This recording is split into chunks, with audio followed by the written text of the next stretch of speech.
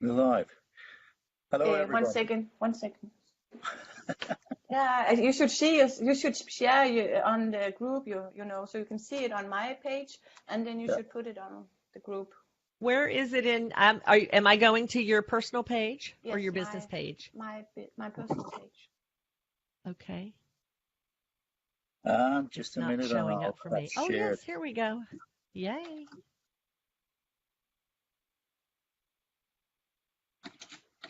a little pre. So are we on Facebook? Are we live? At least I see the posting, and I've just shared it to the better you. Okay, great. So we are live and we have this amazing guest, Rhonda Knight Boyle. We will introduce you in a little few minutes, but Later. welcome, Rick. And do you have experienced any great news since we were on the last show, or have you anything new, amazing to Like to share with us? share with our listeners or our Yes. lookers. Well, yeah, well, I had two things that I wanted to bring to the stage. One of the things is that I had the opportunity to work with the talent profiles in regards to resilience or robustness, and that brought me to the conclusion that there are more in the subject of resilience or robustness in regards to profile, at least in the commercial part or where you work or where you are employed, because there's another story to each talent, not only what it does, what it brings of value, what it brings of added value to what kind of situation, because used in overdrive, and these are my words, overdrive, for instance, I'm going to say it in Danish because I cannot really remember all the other words, but if you have some of the talents which are goal oriented, if they're let loose in overdrive, then suddenly the physiological side of it is that you get stress, or that the body breaks down if you do it for too long. So I had a lot of both in dialogue with a couple of people that I'm coaching, and then also with the couple of not physicians, but the therapists that are treating people with stress. And I'm not going into the part of helping people that has stress, but perhaps we can do some sort of, let's call it preemptive program with a given talent profile, so that they don't fall into the stress ditch and have to let go of their life for a certain amount of time. So that's one of the things that I've experienced this week. The other part is that I had sort of all the good things that are in talents, all the good things with strength, all the things that they can do, all the things they can accomplish, all the things that they can put into a situation, and when it becomes a strength and it adds value in the workplace. I've also sort of stopped and thought, how can we put it into a perspective of what kind of mind traps do we typically as people fall into? And I fell upon 7 bullets that for me were sort of, perhaps therapists and psychology people, they have known them for a long time, but at least for me, these mind traps of making hasty conclusions, having tunnel vision, being able to enlarge, decrease the focus, the self-reproach, the ability to blame others or overgeneralize, or mind reading. These are 7 known mind traps that I really want to dive into for, let's say, the next part of my future with talent, because there's clearly a way of trying to understand your talents from another perspective, not as strength oriented, but some way of dealing with the talents. I think we can, at least that's what I want to try to work with. Great. That was what I've experienced if I go into the helicopter from a meta perspective. And I had an amazing day yesterday, and I was working 12 hours, but I came home like this. It was a great day. And that was because I actually went for a client in Jutland, and we started building up a persona to how to recruit more similar profiles in the future. And in that persona, we use the talent themes. So now we are working on what kind of talents does this organization need in the future in their candidates. So it was an awesome day for me yesterday, and that I think is the future. But now we are going to the big moment. We have to introduce Rhonda. And Rick, would you like to introduce Rhonda? Yes. As you can see, we have Rhonda in our feed here, and I've made a little script, or Rhonda has made it, and I'll do the honors of introducing it by reading it up for you, because I don't think I could ever reach her level of insights into talents or strength as you have, because Rhonda Knight Boyle is a transformational leader teaching strength-based process through workshops, corporate education, and group coaching. She's the author of several books, most recently the international bestseller, Turning Talents into Strength. She's also has been a part of the strength movement since, the better part since 2008. She's also a certified law of attraction facilitator with a special emphasis on neuroscience principles. Wow. And as such, I think this scene is pretty much up to you in the sense that we've given you some answers before here, and then you feel free to take it from here. Am I Well, I am. No, I'm very excited to be with you. I told my news feed people, hey, I'm in Denmark, y'all. Yeah. And where is Denmark, Rhonda? Yeah, I tell you what, Holland?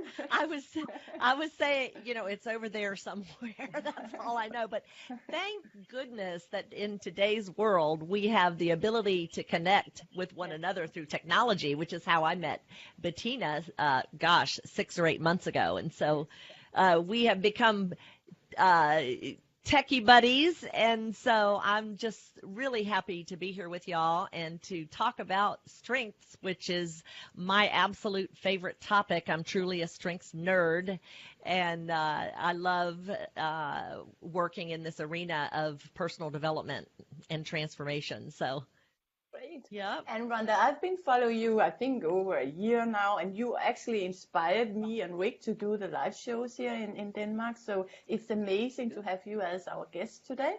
And I think I remember a little story. I think you often tell it about how you became interested in the strengths and the story about ideation and school. And so could you, before we dive into your talents, could you please share the story that inspired me so much? Oh, you bet. Well, I was introduced to the strengths movement by my husband actually in 2008. But before that, I remembered a time when it was actually 2005, a few years before that, when my dad passed away, and my brother and sister and I were going through a box of memorabilia, and I found my second grade report card, and I got unsatisfactory in behavior.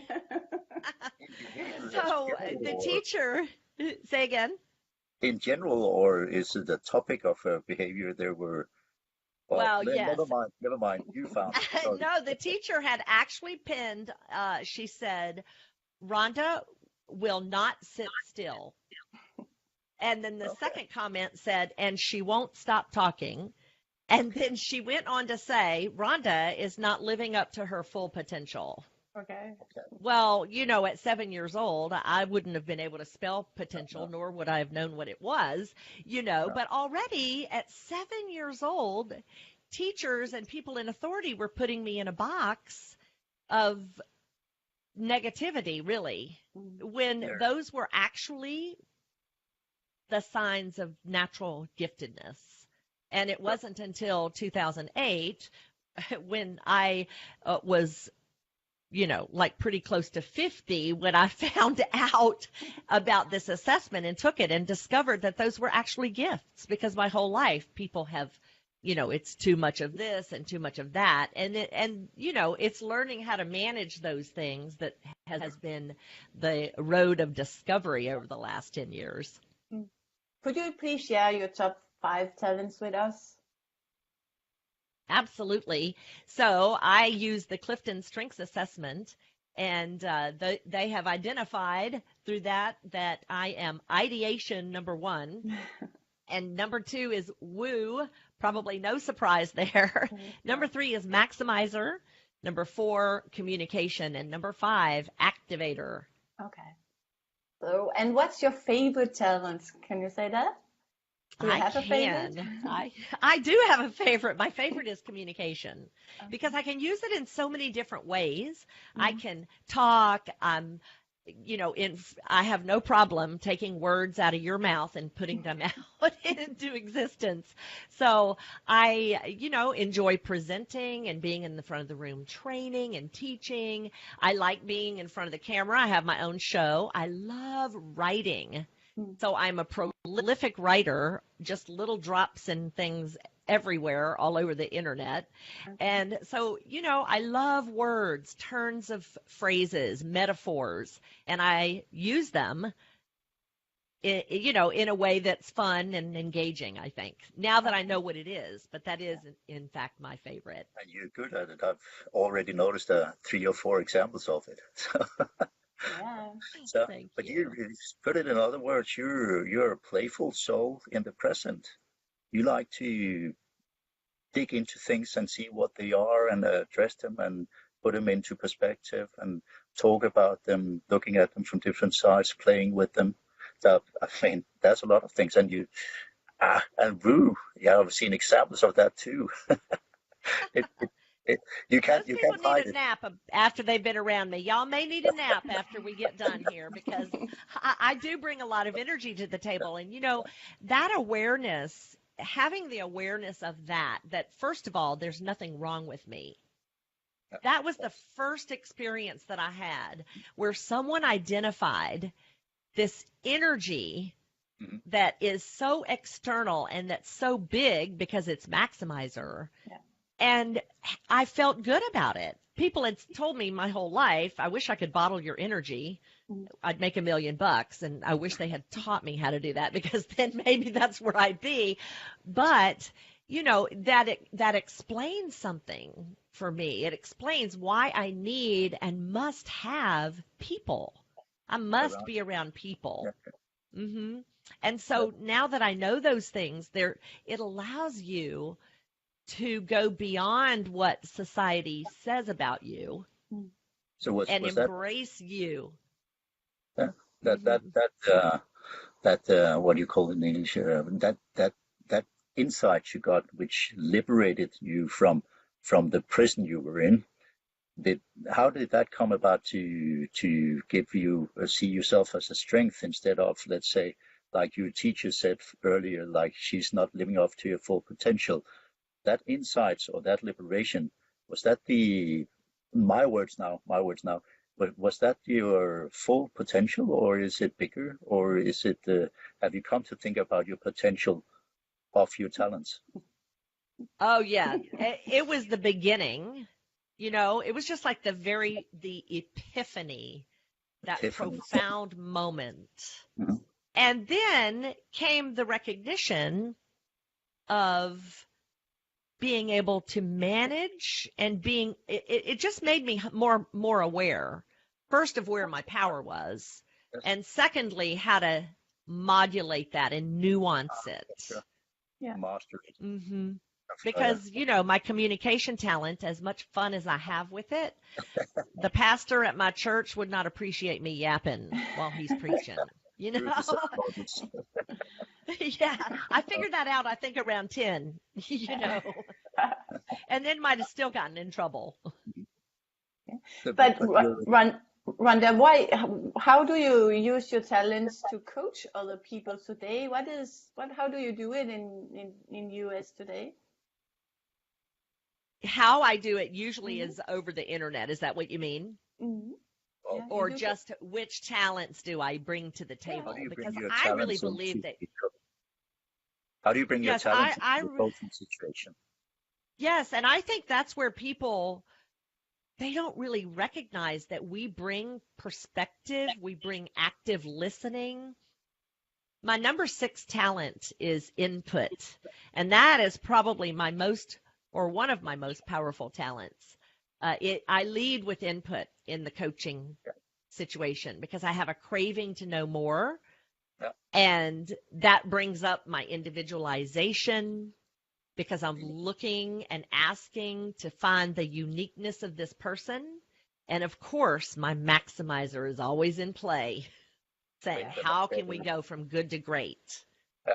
Because I think the beauty in a coaching situation of with Maximizer is that we have the ability to see the very best of someone and who they could be. And when we tell them about that, it inspires them because truly, truly, deep down, they know. There's a knowing when you use those words. When you use their words to lift them up, there's a knowing that is sparked within them. I've had that epiphany too, that it brings so much life to people's faces, their gestures and stuff like that. So once you hit that core of their talents, they sort of, it sets them free from, well, like you said before, that box that you were personified in earlier by your teachers. So, but just the other day, I talked to a person who gave a feedback to, let's say, a son of a family, which in general was very, very goal-oriented, result-oriented, doing things, action, etc. And he was not. He was more of the relator type, of thinking about people, feeling people with his talents. And he always had a conflict with his family.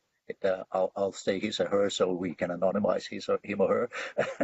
but after him or her had her talents described to him or her, it sort of broke the ice in regards to having a different conversation with his family, especially him or her parents, because otherwise he would have been thought of as let's say, not a pariah, but somebody who was the black sheep of the flock.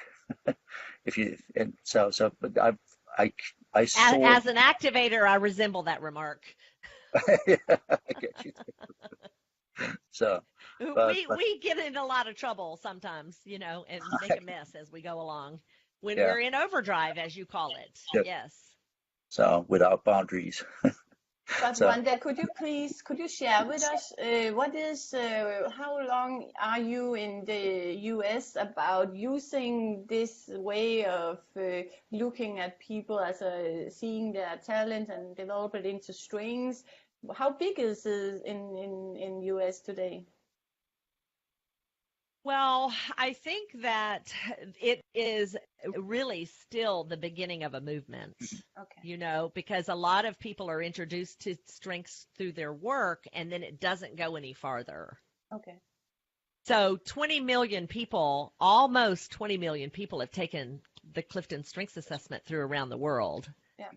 So it's, it's coaching is still, we're still looking at elevating coaching in the entire marketplace, And you're doing a great job about that. You are in the SOAR and you are all places trying. Well, again, I am in all places because I've got that woo and connectedness is coming up and I got to go find my people. Where is everybody?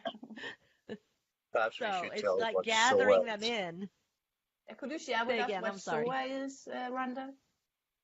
Yes, I'm happy to share what SOAR is. SOAR.com is a platform for coaches to be able to run some significant parts of their business and to be able to have lead generation opportunities and coaching opportunities as business is developed in certain categories of their ideal client.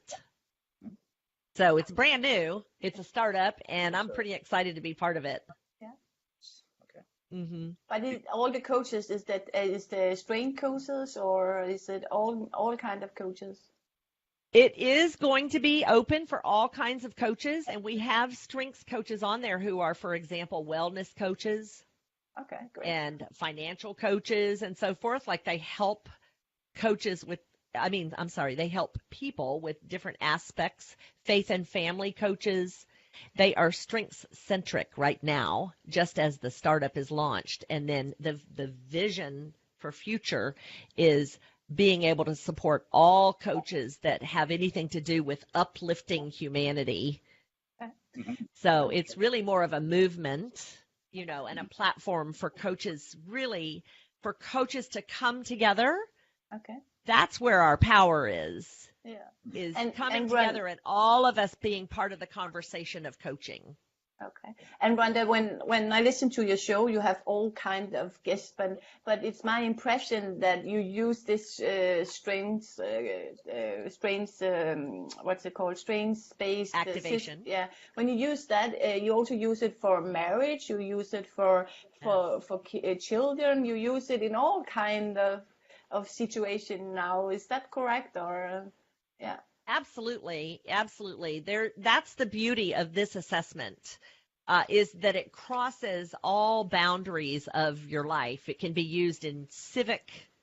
It can be used in, you know, civic work. It can, when you're working with nonprofits, to make sure that everybody has the right seat on the bus. Yeah. You know, and that they're all working together in their strengths, because you have limited discretionary talent there. Unpaid talent, and people want to give and contribute in ways that are innate within them. And so nonprofits, it works in with sports teams. In fact, I have somebody y'all ought to interview sometime who has worked very successfully with a young high school or I believe it's a high school sports team. So there's no application that cannot be used with strengths, in my opinion. You know, marriage, family, understanding your children and how they are innately gifted, so that you don't put your expectations on them. Yeah. And instead, you allow them to be nurtured and developed around their natural giftedness. So that's Clifton Strengths also has an assessment for young kids too, and people ages 10 to 14. And for people owning their own businesses is also one of the good things. Yes, there's a business assessment called the Builder Profile, and that identifies natural talent and thinking, how you think and behave patterns in business. So there's a full umbrella, you know, a full process or assessment options under that Clifton Strengths umbrella. So I want to make it clear that I don't work for them. I am a Gallup certified coach with them, and think very highly of their tools and the work that they do. I mean, they are on a mission to change the world, and I am like, yes, I'm on board. You're on the bus. And that's right, I'm on the bus, and I'm yapping. I'm doing my favorite thing. Yeah. That's talking. All day long I can talk. Did you have any question, Rick, or? Do you see any places, do you see where it's going in the future?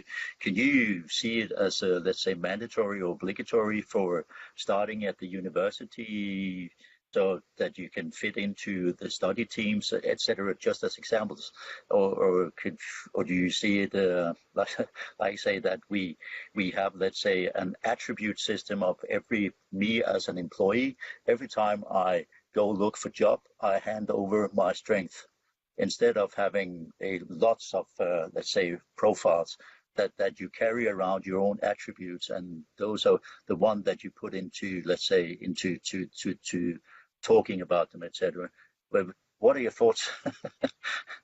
I hesitate to use words like mandatory. Well, but as a program, I think.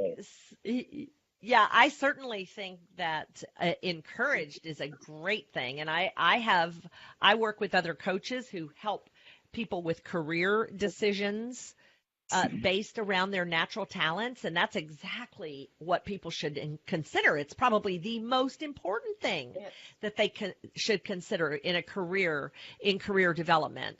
So if I can offer, I see a different picture. For the future, I see parents starting to spot talent in their children. That's where it needs to begin. It needs to begin in the home. I believe that parents are their children's first teachers.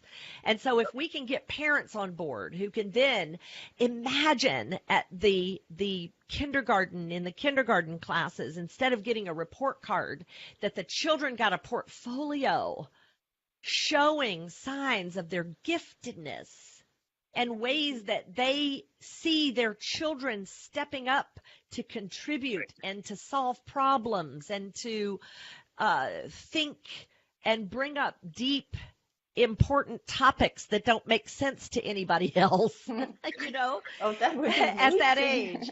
Yeah. Yes, but can Yeah. you imagine that? And then imagine as they move into adolescence between the ages of 10 and 14 that they finally get to have words for the gifts that they have, like presence and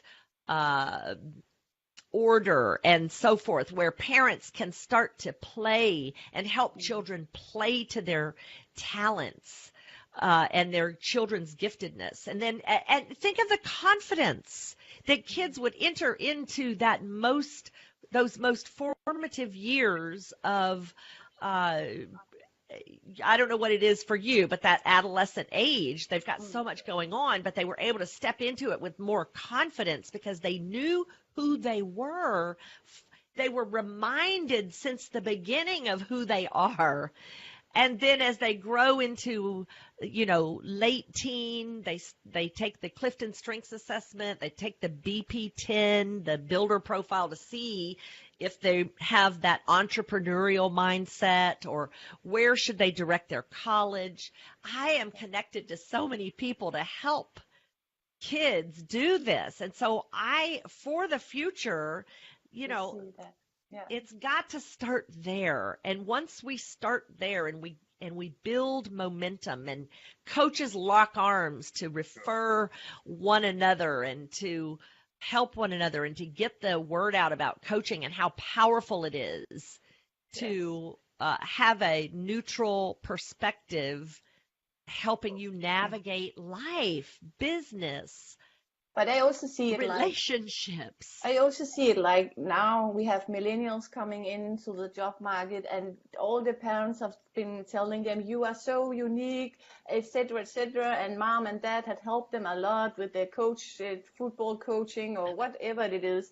But now if you use this language, now you can go into the company and you have your talent. So if you talk with the young millennials about what they are, what their talents are and how we can get them in play in the company. So somehow you build a bridge and perhaps they will not experience so much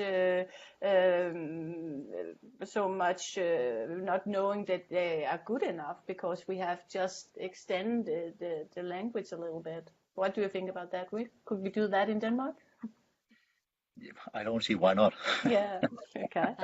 But Rhonda, Okay, so let's do it. Yeah, let's do it. Rhonda, could you have written this book, and can you let people know a little bit about your book and where to find you if they want to learn more about you? I would love to. I would love to make one quick comment about millennials before I do that, if you're okay. Yeah, yes. So here's the good news about millennials. They are amazing Yes. kids. I say kids because I can. Yeah. I'm old enough to be their grandma. So anyway, these kids, these young adults, they are open to mentorship. Open to Yeah. So what better way? Yes, they're open to coaching and mentorship. So what better way than to introduce them to a tool and then help them understand the depth of the results and how they can use this tool for their entire lives, their career, their family, their marriage, their civic work, and so forth. So I think that's where we go with millennials.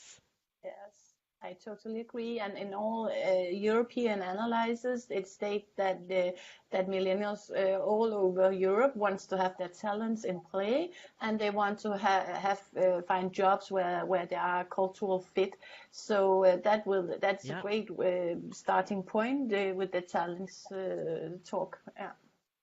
Yes, yes. So, the best time to plant a tree was 20 years ago. Yes. Yes. And so the next best time is right now.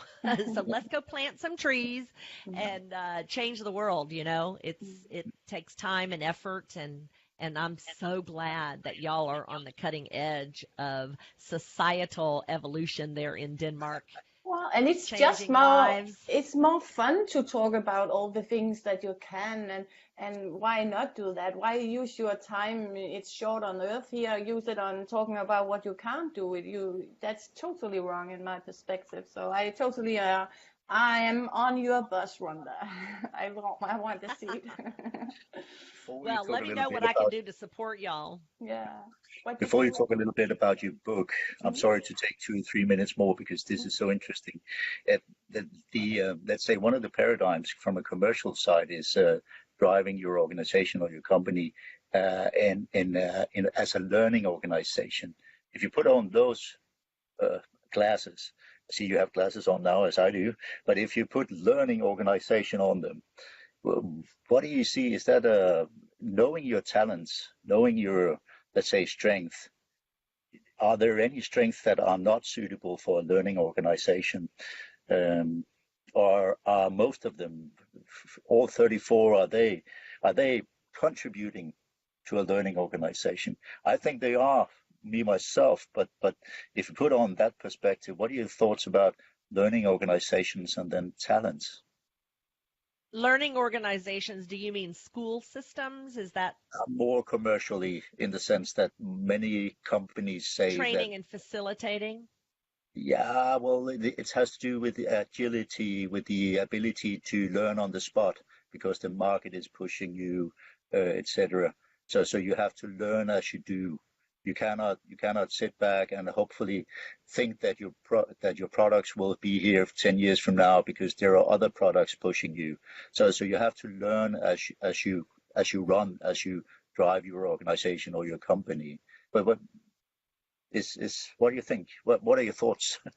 It's a big topic, I My know. thoughts about yeah, I'm trying to figure out exactly if I'm understanding the question. You're Yes. wanting to know how each talent Yeah, in can general, contribute or to you know, a training organization. not as such training, but how can the organization adopt talents as such, the person as a talent and the person's individual talents? Is it Gotcha. is can the company really can they be efficient on it? Can they cope with it? Is it a problem as such or whatever? So, meaning now let me make sure I understand. It's how the talents of each individual come together to meet the goals of the company. Yes, Yes, learning, yes. So, learning as you go along. yes, yes. So it's interesting because I've been reading, and on my show we've been talking about this book, which is Okay. this is the Strengths like Bible. It's not really, but Uh, I use that word loosely, but this was written by Donald Clifton, and he is the grandfather of positive psychology. So he is the one who created and developed this Clifton Strengths Assessment. But he says that complementary partnering is not what you think. Complementary He said partner. it's not matching one person's strengths to the other person's weaknesses and vice versa. Instead, it's the combining of each person's strengths to achieve a goal.